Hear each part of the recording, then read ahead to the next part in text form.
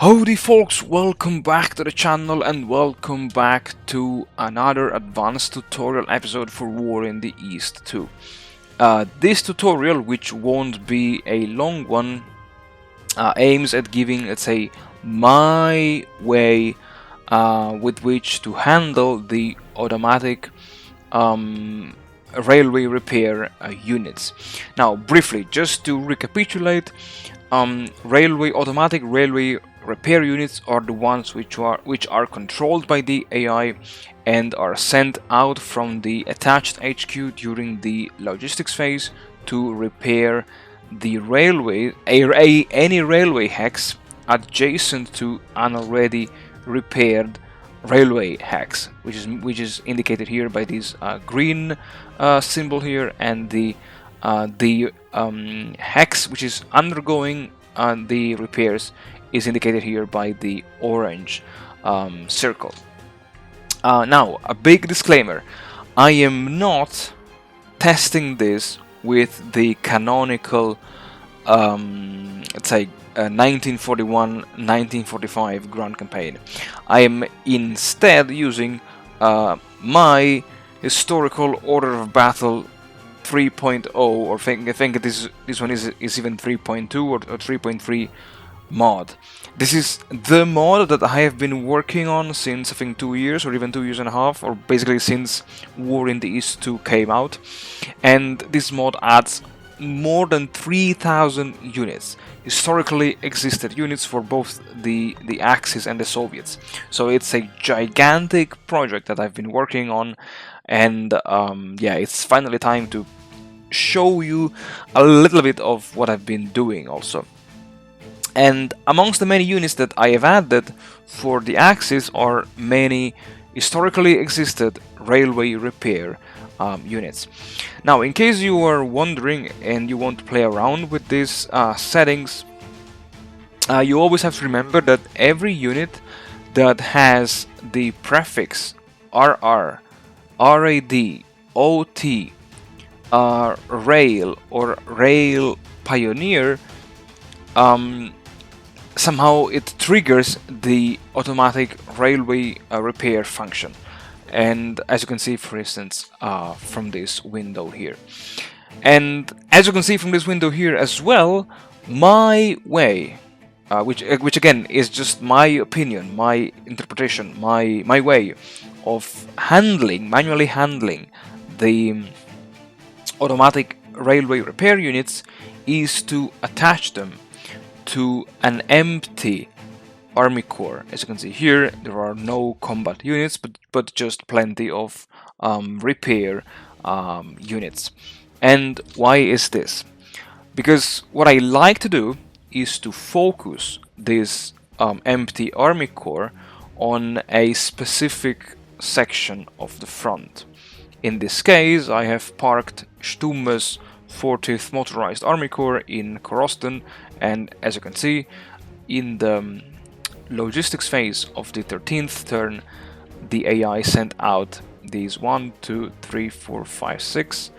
I think one is missing for some reasons, but 6 out of 7 railway repair units here.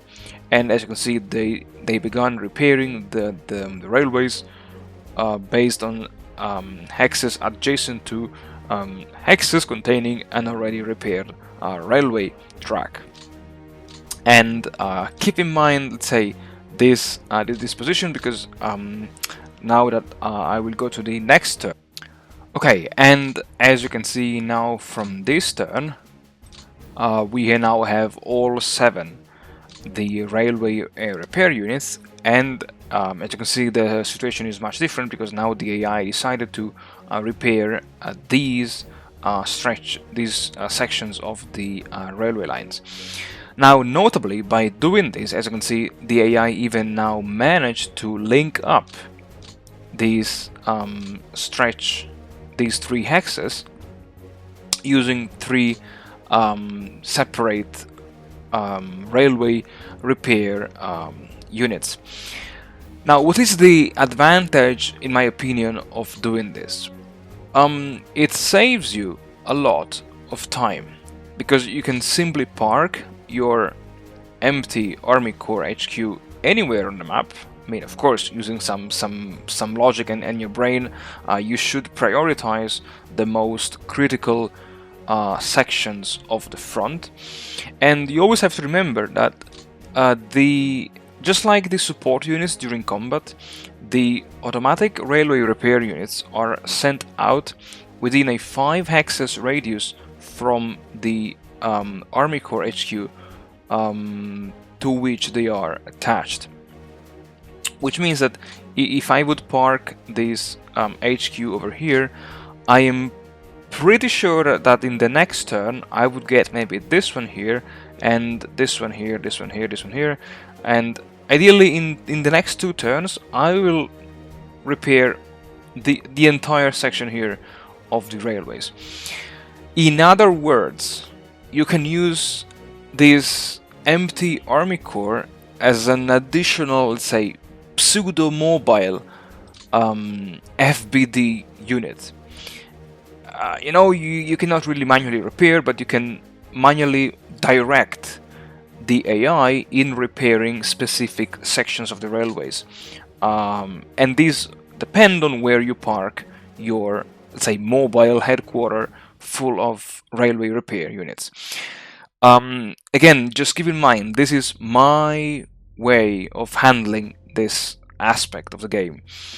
The only reason why I prefer an empty Army Corps to even a non-empty army is because, as you can see here, any railway repair unit attached to army HQs, at least from the Axis perspective, operates within a 15 hexes radius, which, as you can see, for instance, from here, is extremely dispersive. Like, in my opinion, is not very effective compared to attaching them to an Army Corps HQ. So yeah, I mean, of course, you feel free to do as much as you like, but in my opinion, this is the one of the best way to handle the automatic railway repairs during the logistics phase. Ideally, what you can do is to maybe, since you start with 3 FPDs north of the Pripyat marshes, you can ideally concentrate all of the available railway repair units southwards to kind of speed up the repair and then the fixing of the railways in the southern section of the front. And also remember that if you take the FBDs, you can always take out any RAD or OT construction battalions, as long as you have still 5 support units into the FBD HQ. Otherwise, you will suffer a penalty in the railway repair value. That's it for this tutorial. As always, folks, thank you very much for watching, thank you very much for supporting the channel. I wish you the best, and don't miss the next tutorial, because we will finally deal with a highly requested topic, which will be surviving the winter of 1941. Until then, folks, I wish you all the best, stay healthy, and stay tuned until the next episode.